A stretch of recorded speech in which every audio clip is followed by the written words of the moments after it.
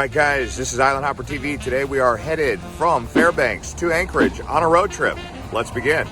There is a lot of wilderness in between Fairbanks and Anchorage, and a really big, beautiful national park, which we will be showcasing.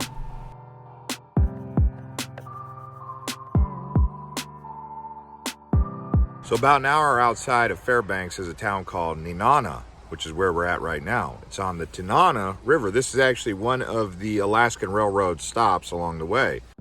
Nenana is actually home to a bit of history that you may find interesting. This was actually the final link on the Alaska Railroad that was completed in 1923. At the time of its completion, it was actually the largest simple truss type bridge in the world. So quite an interesting modern marvel for 1923 was done up here in Nenana, right here along the banks of the Talkeetna River, which ultimately leads into the Yukon River. And which is really interesting about this place is one of the only ways to get further into the interior towards the west is by taking these river routes.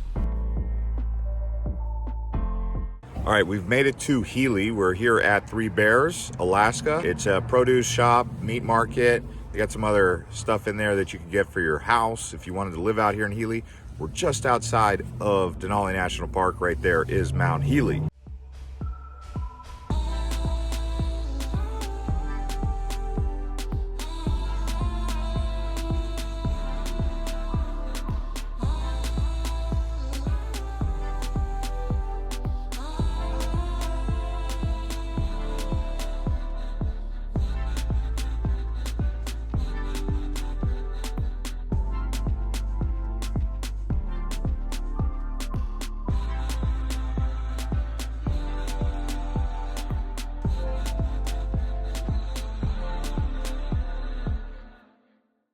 And here we are at the McKinley Chalet Resort right here. We're gonna go in and see what they have to offer inside this here resort.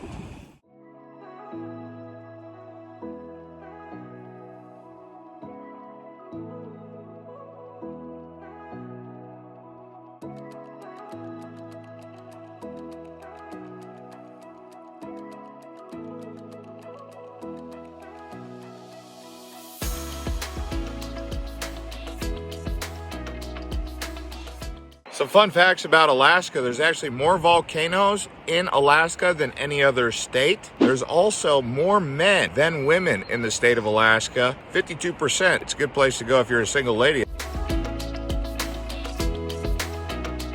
Something interesting about this river here, this is the Nenana River. It also connects with the Turana River, and it goes down into the infamous Yukon River valley, which pours into the Bering Strait. Even though there's silt and the water is dirty, there is a lot of salmon in those waters.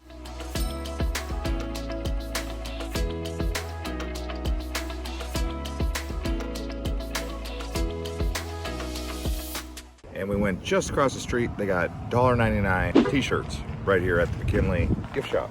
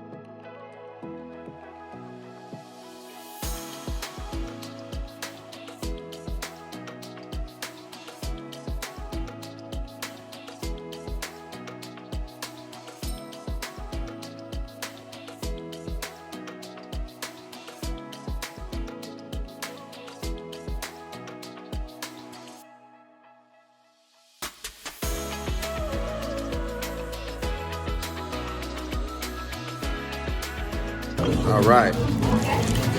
It's like an egg roll, but it's a crepe.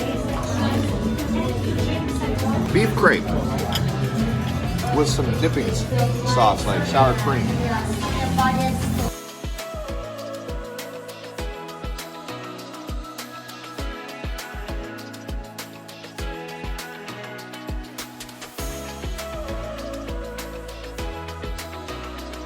All right, we've made it to Denali National Park. Now we got to go inside the park and see what kind of magic is in there. Here we are at the Denali bus depot. You can park your car and then catch a bus from here. Also, you can get backcountry permits at this location.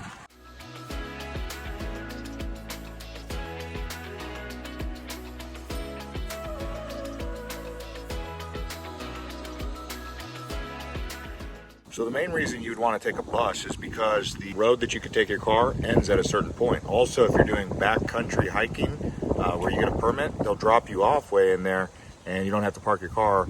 It's safely stored right here in the parking lot. That's why people take buses. Let's see how far into the park we can go with the car right now.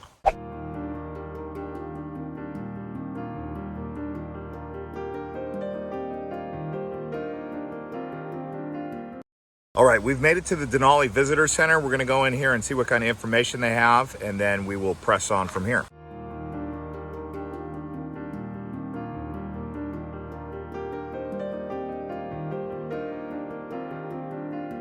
So they have some advice for how to handle encounters with wild animals. Moose charge, maybe even bring bear spray.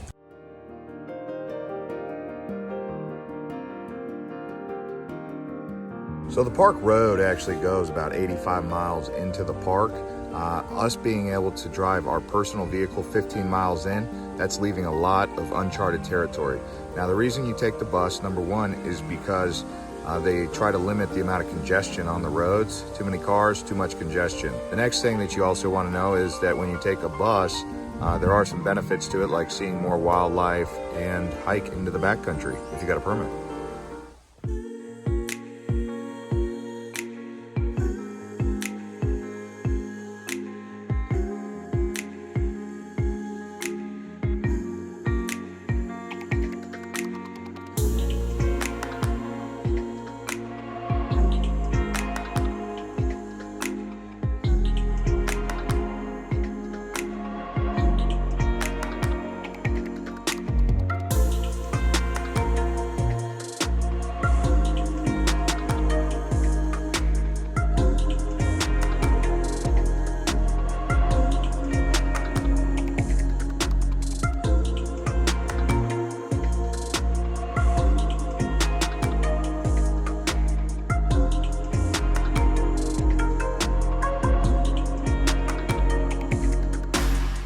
This braided river hike right here is the 15-mile marker. This is the end of the road.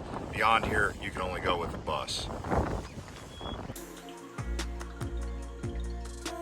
We're gonna do the Mountain Vista hike. It's less than a mile. Denali National Park takes its name from Denali Mountain, which is 20,310 feet above sea level. It used to be called Mount McKinley, but now it is taken on its Native American name, Denali. And it's actually the tallest mountain in North America.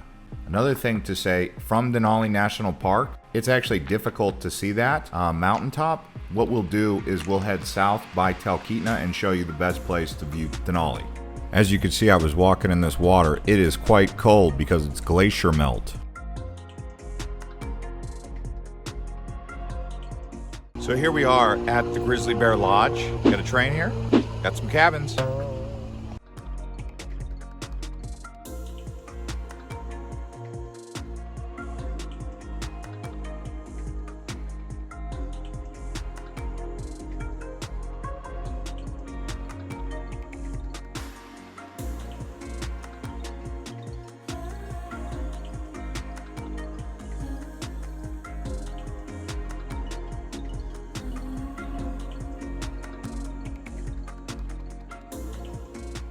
So here we are at the North Scenic Site for viewing Denali. The reason that Denali is so high, over 20,000 feet tall, the North American Plate and the Pacific Plate meet right here, which is forcing up the mountains. It's actually growing at 3/4 an inch every year. But we're gonna head south to the south viewing point and see if we can get a better view of it with less clouds.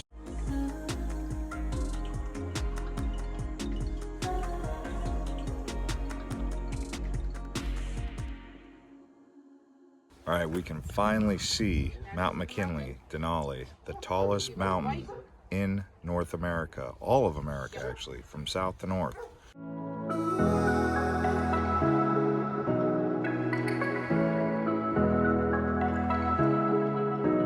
So between the Denali National Park, Denali State Park, the best place to get a view actually is closest to Anchorage at the South Viewing Point. But as you can see, I mean, I don't think video or photographs can do it justice. That is one big mountain.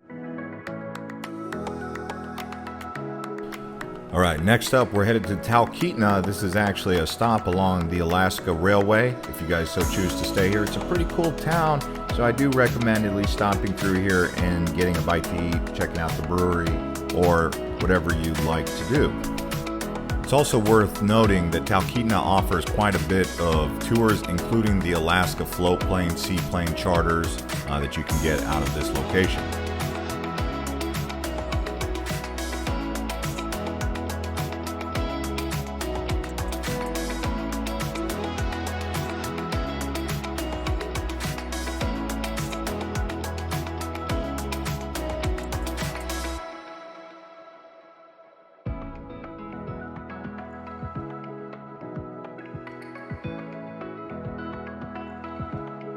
All right, we've made it to Talkeetna. You can see we're right here on the river.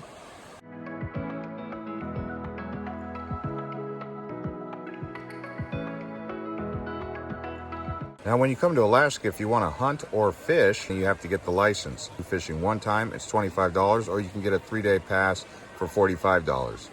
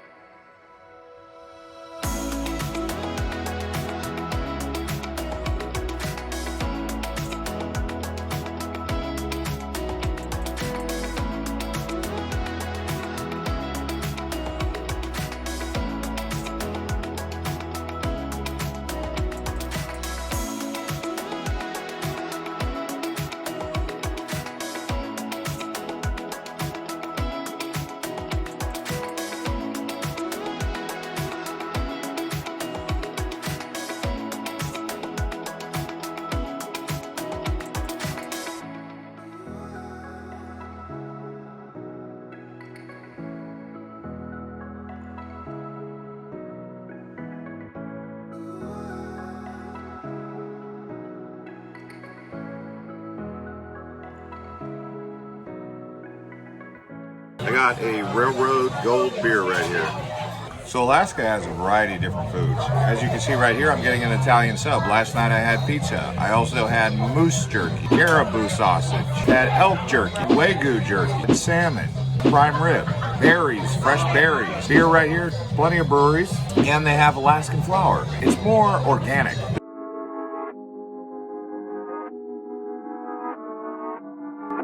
All right, guys, so here we are at Talkeetna Guest House. It's about 10 o'clock p.m. and I'm gonna crash out. Hopefully they got some blackout blinds.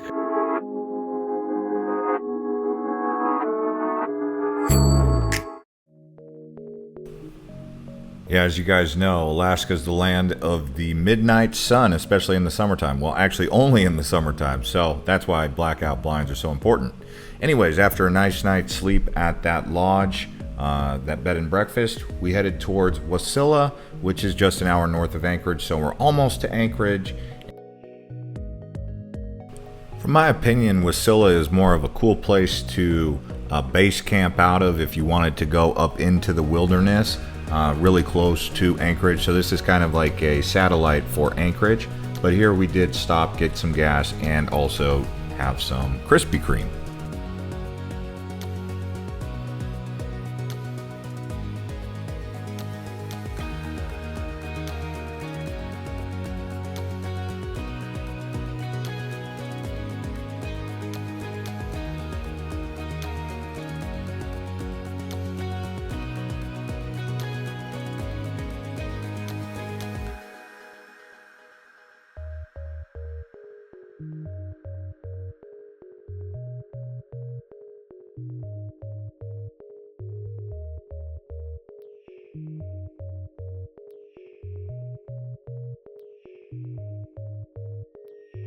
After a quick stop in Wasilla, just looking around a bit to see what it has to offer up here, we headed towards our final destination on this leg, Anchorage. By the way, we will be coming out with a part 2 of this series where we will continue down to Whittier, Seward, and also down into Homer. So if you guys want to see the Kenai Peninsula, then yes, you will want to subscribe to this channel and keep up with us for that, because that's going to be a very interesting showcase.